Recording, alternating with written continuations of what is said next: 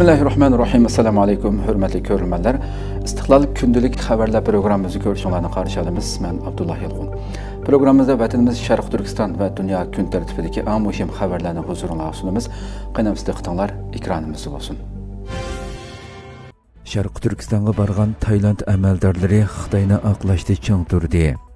Xitoyga o'tkazib bergan Uyg'urlarni ziyorat qilish uchun Sharq Turkistonga borgan Tailand hukumatining yuqori darajalik amaldorlari Xitoyni oqlashda ching turdi. Bangkok pochta to'rining xabar qilishicha, Tailand muavin bosh ministri va mudofaa ministri Phumtham Vichayachai, adliya ministri Tavi Sodsong va bir qism harbiy amaldorlar o'tgan oyda Xitoyga topshirib berilgan Uyg'urlarning ahvolini kuzatish uchun 18 mart Sharq Turkistonga 3 kunlik ziyoratga borgan. Tailand amaldorlarining bu ziyorati Amerika qatorliq bir qism davlatlarning va xalqaro tashkilotlarning tanqidi ostida Tailandning o'z jinoyatini oqlash uchun o'rinlashtirilganligi ilgari surilmoqda. Xabar qilinishicha, 3 kunlik ziyoratning oxirgi kunida so'z qilgan Phumtham Vichayachai ko'rishgan oilalarning o'z ixtiyorligiga asosan tanlanganligini ta'kidlagan va bu qatimliq ziyoratida Xitoyni oqlashda ching turib, xalqaro jamiyatning qaytarilgan 40 Uyg'ur masalasida Xitoyning o'yin o'ynab ko'zbo'yamchilik qiladiganligi haqidagi ogohlantirishlarni rad qilgan. Phumtham ziyorat qilish jarayonidagi Uyg'urlarning hissiyotlarining saxta ekanligi to'g'risidagi so'zlarni rad qilib, ular buyruq bilan yig'laydigan Hollywood artistlari emas. Biz kelganda ularning ko'zlari yoshga to'ldi. Ulardan xushal ekanligi so'ralganda ularning hissiyotlari tabiiy edi deb bildirgan. U yana majburiy qaytarilgan bir Uyg'ur uning qo'lini ching tutib olgan paytni tasvirlab, bu ahvol ularning hissiyotlarining haqiqiy ekanligini isbotladi degan. U yana kuzatuvchilarni tarqalgan so'zlarga emas, balki ifoda, ishorat va ovozlar orqali ifodalangan hissiyotlarga diqqat qilishga chaqiradiganligi haqida chora solgan. Xitoy Tailand amaldorlarini kutib olish va ularning ko'zini bo'yash uchun burunqidaklar oldin tayyorlangan sahnalarni, jumladan namoz o'qish cheklanib, sayohatchilarga echib etilgan Qashqar Hetka jamoasini ziyorat qildirgan. Tailand vakillar o'maki Hetka jamoasining imomi bilan ko'rishgan bo'lib, u Xitoyning o'rinlashtirgani bo'yicha bildirlab, qaytarilgan Uyg'urlar Xitoy qonuni bo'yicha yaxshi turmush sharoitida bexatar yashamoqda degan. Xitoyning saxta tashviqotiga asosan xabar qilgan Bangkok pochta gazeti qaytarilgan 40 Uyg'urning ko'p qismining allaburun Sharq Turkistonning har qaysi joylaridagi uylariga qaytganligini, ilgari og'rib qolgan Uyg'urlarning texnicha doktorxonalarda davolanayotganligini bildirgan. Tailand hukumati bayonotchisi Jirayu Xongsub e'lon qilgan bayonotda Tailand vakillari o'makining Xitoy bexatarlik ministrligi amaldorlarining hamrohligida 2 guruhga bo'linganligi, bir guruhining Qashqardan taxminan 200 kilometr yiroqlikdagi o'z uyida turayotgan bir Uyg'urni ziyorat qilganligi, yana bir guruhining Urumchidan 500 kilometr yiroqlikda yashaydigan bir guruh kishilar bilan sin orqali so'zlashganligi hamda atalmish diniy zotlar bilan ko'rishganligi qayd qilingan. Xitoy amaldorlari Uyg'urlarni ziyorat qilgan axborot vositalaridan maxfiyatlikni qo'g'dash uchun surat va sillardagi Uyg'urlarning yuzlarini tutuqlashtirishni talab qilgan. Shundaqdimi ularning faoliyatiga hech qanday alohida cheklama qo'yilmaganligi da'vo qilingan. Xitoy axborot vositalari ziyorat haqida hech qanday tafsilotlarni oshkorlamagan. Sharq Turkistonga qaytarilgan Uyg'urlarni ziyorat qilgan muxbirlar Xitoyning qattiq nazoratiga duch kelgan bo'lib, xabar qilinishicha, seshanba kuni bir guruh Tailand muxbirlari qaytarilgan 40 Uyg'urning yaxshi turmush kechirayotganligini namoyon qilish uchun Xitoy tarafidan taklif qilingan. Ularning ichidagi bir muxbirning aytishicha, Xitoy amaldorlari ziyorat jarayonida Tailand muxbirlarini qattiq kontrol qilib, ularning tartgan suratlarini ko'rib chiqqan va ma'qullamaganlarni Tailandga avatishdan burun o'chirib o'tishga majburlagan. Tailand hukumati 27 fevral Tailandda tutib turilayotgan 40 Uyg'urni majburiy Xitoyga qaytargandan keyin Amerika tashqi ishlar ministri Marco Rubio Tailand hukumatining bu qilmishini qattiq iboralar bilan ayblagan edi va 14 mart Tailandni o'z ichiga olgan davlatlarning Uyg'urlarni va boshqa millatlarni Xitoyga majburiy qaytarishda javobgarligi bor hukumat amaldorlariga viza cheklamasi qo'yish haqida qaror e'lon qilgan edi. Xitoy o'quvchilar Amerikaning yangi qonun loyihasiga norozilik bildirdi.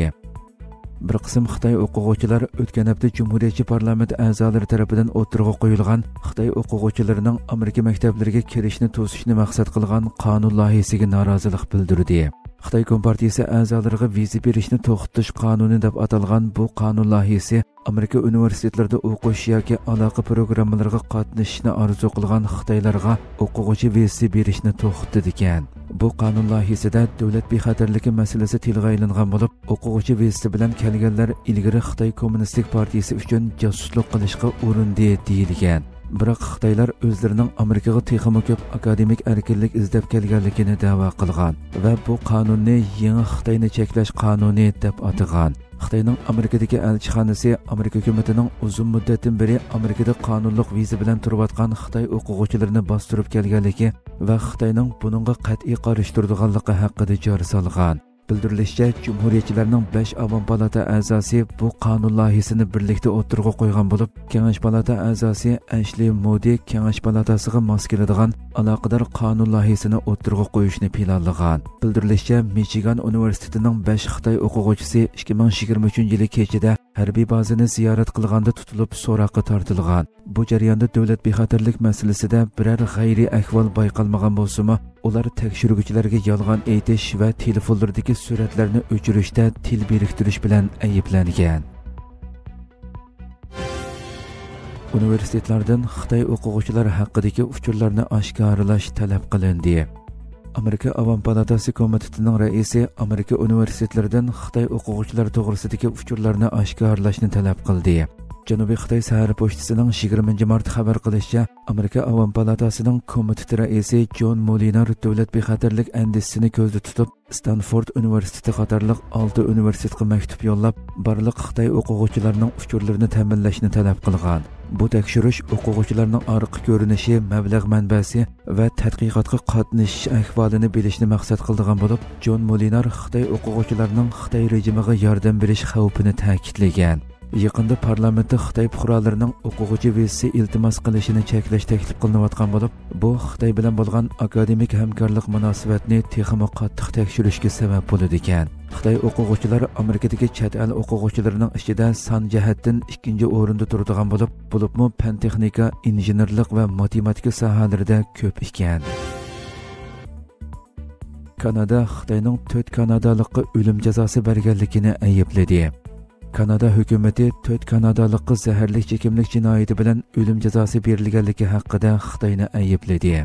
New York vaqt gazetining 20 mart xabar qilishicha, Kanada tashqi ishlar ministri Melanie Jolie Xitoyning zaharli chekimlikka chetilgan 4 kanadalikqa o'lim jazosi berganligini ayblaydiganligini, bu Xitoy bilan Kanada o'rtasidagi keskin munosabatni texmo kuchaytirganligini, hukumatning o'xshash ahvoldagi boshqa kanadaliklarga kengchilik qilish uchun harakat qiladiganligini aytgan. Xitoyning Ottavadagi elchixonasi Xitoyning o'lim jazosi qarorini oqlagan, ammo o'lim jazosi to'g'risida tafsiliy ma'lumot bermagan. Xabarlarga asoslanganda, bu o'lim jazolari bu yilning 5-ida ijro qilingan. Melanie Jolie'ning aytishicha, o'zi va sobiq bosh ministri Justin Trudeau Xitoyni kanadaliklarga kengchilik qilishga chaqirgan hamda bu kishilarning qo'sh grajdonlik salohiyatga ega ekanligini ta'kidlagan. Ammo Xitoy qo'sh grajdonlik salohiyatni e'tirof qilmagan. Rossiya bilan Ukraina asir almashtirdi. Rossiya Davlat Mudofaa Ministrligi 19 mart Arab Birlashma Xalifaligining yarashtirishi bilan Rossiya va Ukrainaning teng nisbatda asir almashtirganligini bildirdi. Yevropa xabarlari to'rining xabar qilishicha, Rossiya taraf Ukraina tarafga 175 asirni hamda jiddiy davolashga ehtiyojli ig'ir yaralangan 22 askarni o'tkazib bergan. Ukraina Rossiyaga 175 asirni o'tkazib bergan. Hürmetli görürmenler, şuna qilib bugungi xabarlarimiz mushu yerda oxirlashdi. Inshaalloh atiki programmamizda ko'rishguncha omon bo'lg'aysizlar. Assalomu alaykum va rahmatulloh.